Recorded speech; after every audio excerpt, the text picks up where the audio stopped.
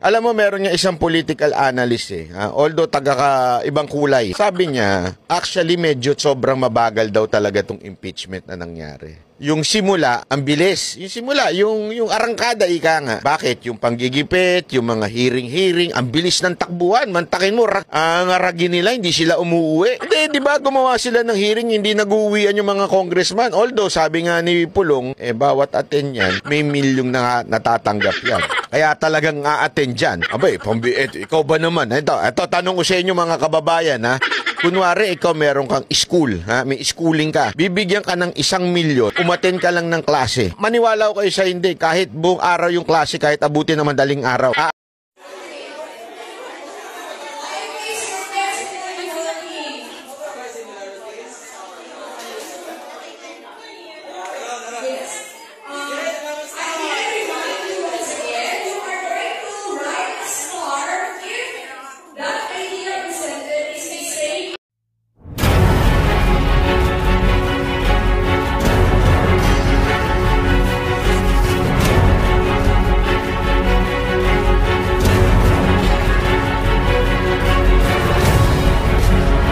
Attorney Topacio defends Baguio City Mayor Magalong against critics.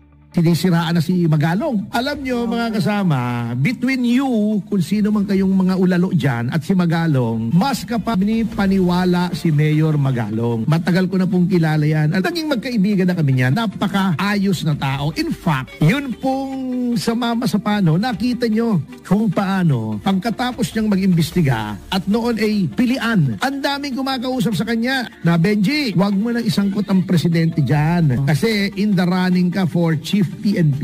Baka mabulilyaso pa. Sabi niya, hindi pwede. Kailangan lumabas yung katotohanan. Ngayon, kung ang kailangan kong ibayad dyan ay ang hindi ko pagiging chief PNP. I would like to state that it is rejected by the appeals chamber by majority and that the impugned decision is therefore confirmed.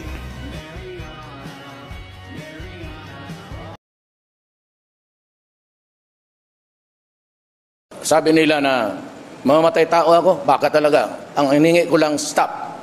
And I will fix government. Corruption must stop.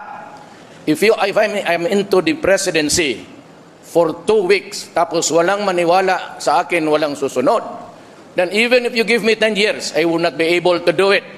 Pero ako kasi sabi ko, ordinaryong tao lang ako, ayaw kong mapahiya.